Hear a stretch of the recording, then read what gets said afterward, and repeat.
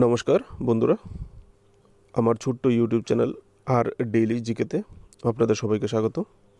বন্ধুরা, আমি আপনাদের আজকে প্রোভাইড করব 10টা খুবই গুরুত্বপূর্ণ কোশ্চেন, যেগুলো আপনাদের কম্পিটিটিভ অথবা চাকরির ইন্টারভিউর জন্য খুবই গুরুত্বপূর্ণ, যেগুলি ত্রিপুরার রাজরাজাদের সঙ্গে যুক্ত। ঠিক আছে, প্রথম প্রশ্নটা হচ্ছে বন্ধুরা, হু build Math or memorial monument at মঠ চৌমুনি আগরতলা?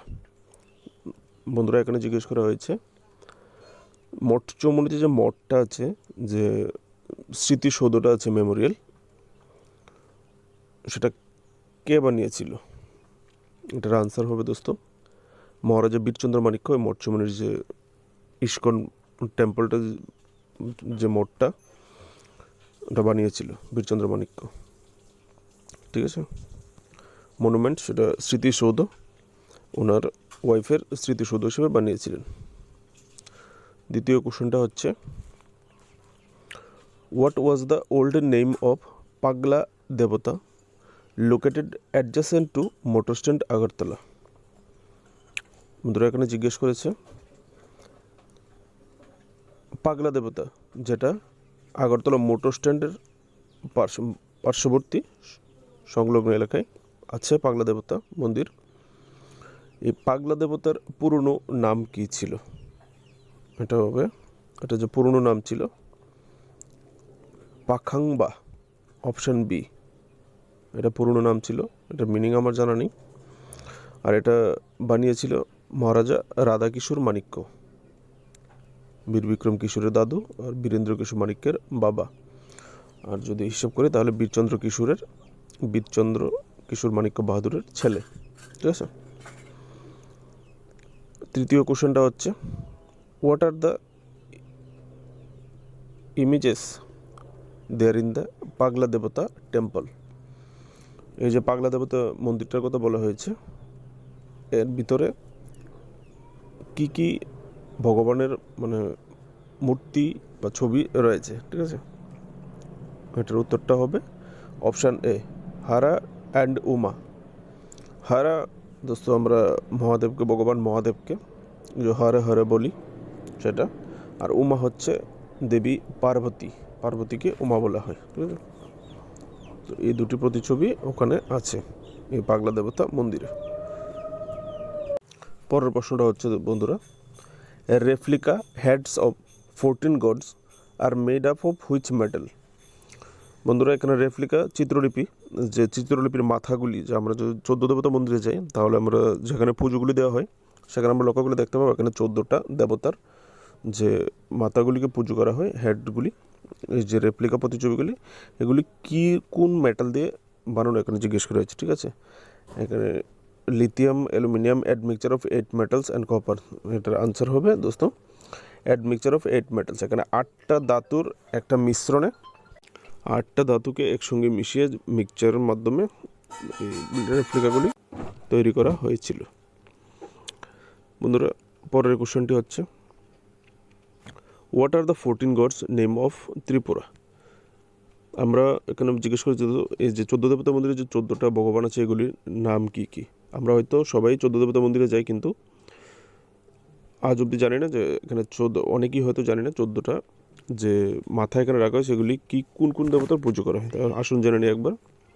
পৃথিবী একটা, আর্থ, উমা, পার্বতী, হর শিব, হরি বিষ্ণু, কুমার কার্তিকে আমরা কার্তিক বলি, মা লক্ষ্মী, বাণী সরস্বতী, গণেশ ব্রহ্মা যে ক্রিয়েটর, সৃষ্টি করে, কামদেব গড অফ লাভ, সমুদ্র Ocean god Ganga, Agni and Himalaya যে গড অফ মাউন্টেন। যদি আমি ব্র্যাকেটগুলি বাদ দিই তাহলে পৃথিবী, উমা, হরি, কুমার, মা, বাণী, গণেশ, ব্রহ্মা, কামদেব, সমুদ্র, গঙ্গা, অগ্নি, হিমালয়। এ হচ্ছে আমাদের 14 জন দেবতা যার পুজো করা হয়। ঠিক আছে, 6 নম্বর কোশ্চেনটা হচ্ছে, ট্রাইবেল প্রিস্ট অফ চতুর্দশ দেবতা মন্দির ইজ নোন এজ। আমরা 14 দেবতায় যে মন্দিরে পুজো দিতে গেলে দেখতে পাই একজন উপজাতি, যিনি প্রিস্ট পুরোহিত, যিনি এই পুজোর যে কার্যগুলি চালনা করেন, পুজো পরিচালনা করেন 14 দেবতা মন্দিরে কার্য পুজোতে। ওই ট্রাইবেল প্রিস্টকে কী নামে বলা হয়? ওনাকে এক নামে, ওনাকে চন্তাই বলা হয়। ঠিক আছে, অপশান এ আনসারটা হবে চন্তাই। খুবই গুরুত্বপূর্ণ একটা কোশ্চেন, মনে রাখবেন। ঠিক আছে, দ্বিতীয় 7 নম্বর কোশ্চেনটা হচ্ছে বন্ধুরা, ডেপুটি প্রিস্ট অফ চতুর্থ দেবতা মন্দির ইজ নোন এজ। এখানে যে মেন চন্তাই, যিনি পূজা, ওনার সঙ্গে ওনাকে যে সাহায্যকারী যে পুরোহিত আছেন, যিনি পূজার সাহায্য করেন, ওনাকে কি বলা হয় সেটা ওনার জেনে রাখা দরকার। ওনাকে বলা হয় দেওয়াই। ঠিক আছে, জেনে রাখবেন। 8 নম্বর কোশ্চেনটা হচ্ছে, when king Bir Bikram Kishore acceded to the throne of Tripura. এখানে জিজ্ঞেস করেছে কিং, যে আমাদের মহারাজা বীরচন্দ্র মাণিক্য, সরি ফ্রেন্ডস, বীর বিক্রম কিশোর মাণিক্য বাহাদুর, উনি কবে ত্রিপুরা সিংহাসনে উত্তীর্ণ হয়েছিলেন? ত্রিপুরা সিংহাসনে বসেছিলেন। আনসারটা হবে অপশান ডি, 1923 সালে, যখন ওনার বাবার মৃত্যু হয়, বীরেন্দ্র কিশোর মাণিক্যের মৃত্যুর পর উনি বসেন। ঠিক আছে, বীর বিক্রম, মহারাজা বীর বিক্রম ছিল, দেখুন এখানে লাস্ট রুলিং মহারাজা, যে ত্রিপুরার রাজমালা হিসাবে 184 জন রাজা ত্রিপুরাতে রাজত্ব করেছে, যার মধ্যে লাস্ট যে রুলিং রাজা ছিল উনি মহারাজা বীর বিক্রম কিশোর। কারণ বীর বিক্রমের কিশোরের পরে উনি 1947 মারা যায়। ওনার পরে ওনার ছেলে আসে। তো 1949 সালে তো ভারতের সঙ্গেই ত্রিপুরা যুক্ত হয়ে যায় মার্জার অ্যাক্টের মাধ্যমে 1949 সালে। আর 1947 থেকে 1949 পর্যন্ত কিরিট বিক্রম, ওনার যে ছেলে ছিল মহারাজা বীর বিক্রম কিশোরের, উনি রাজত্ব করেছিলেন, কিন্তু নমিনাল, নামমাত্র উনি সিংহাসনে বসেছিলেন, কিন্তু উনি ছোট ছিলেন, একদম ছোট, যে কারণে ওনার মা রাজকার্য পরিচালনা করতেন। তারপর ত্রিপুরার সঙ্গে মার্জ হয়ে যায়, তাই বলে লাস্ট রুলিং মহারাজা বলা হয় বীর বিক্রম কিশোরকে ত্রিপুরার। ঠিক আছে, বীরেন্দ্র কিশোরের যখন মারা যায়, তখন ওনার বয়স ছিল মাত্র 15 বছর, আর উনি বীরেন্দ্র কিশোর মাণিক্যের দ্বিতীয় পুত্র, সেকেন্ড সন। ঠিক আছে, Bir Bikram Kishore Manikya second son of the Maharaja Birendra Kishore, দ্বিতীয় পুত্র। উনি 15 বছর বয়সেই সিংহাসনে বসেন, খুবই কম বয়সে। ঠিক আছে, খুব কম বয়সেই উনি একজন প্রশাসকের দায়িত্বে বসেছিলেন। He was the first to set up higher educational institute in Tripura.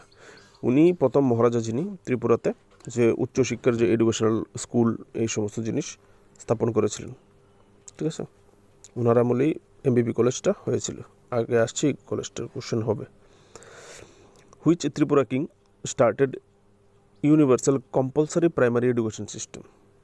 এখানে প্রশ্ন করেছে বাধ্যতামূলক, ত্রিপুরার কোন রাজা বাধ্যতামূলক যে সার্বজনীন যে শিক্ষা ব্যবস্থা, যে প্রাথমিক এডুকেশন, প্রাইমারি এডুকেশন যেটাকে বলা হয়, প্রাথমিক শিক্ষা, সেই সিস্টেমটা চালু করেছিলেন প্রথম, সার্বজনীন প্রাথমিক শিক্ষা, বীর বিক্রম কিশোর মাণিক্য।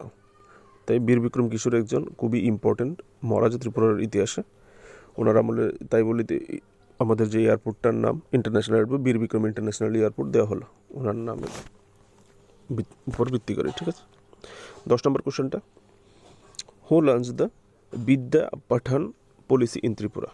এটাও বীর বিক্রম কিশোরের ওই কে বিদ্যা পাঠন একটা পলিসি ছিল শিক্ষাক্ষেত্রে, সেটা চালু করেছিল বীর বিক্রম কিশোর মাণিক্যের সময় চালু হয়েছিল। উনি শিক্ষাক্ষেত্রে খুবই জোর দিয়েছিলেন। ঠিক আছে, 11 নম্বর কোশ্চেন, যেটা আজকের last question, which is the first college in Tripura built by the Maharaja Bir Bikram. ত্রিপুরার প্রথম কলেজ কোনটা? ত্রিপুরার প্রথম কলেজ যেটা মহারাজা বীর বিক্রম বানিয়েছিল, এটা হচ্ছে দোস্ত এমবিবি কলেজ। এমবিবি কলেজ প্রথম বানিয়েছিল 1947 সালে মহারাজা বীর বিক্রম কিশোর এই কলেজটা বানিয়েছিল। ঠিক আছে, উনি শিক্ষার প্রতি খুবই যত্নশীল ছিলেন, খুবই মনোযোগ দিয়েছিলেন শিক্ষা দীক্ষার। বন্ধুরা, যদি কোশ্চেনগুলি ভালো লেগে থাকে, আরও যদি আপনাদের এইরকম ত্রিপুরা কিং রিলেটেড এবং কি ত্রিপুরার জিওগ্রাফি রিলেটেড খুবই ইম্পর্টেন্ট কোশ্চেন আপনাদের কম্পিটিটিভ এক্সামের জন্য প্রয়োজন হয়, আর যদি ভিডিও ভালো লাগে তাহলে ভিডিওটাকে অবশ্যই লাইক করে দেবেন, শেয়ার করবেন, আর চ্যানেলটিকে সাবস্ক্রাইব করে পাশে থাকবেন। নমস্কার।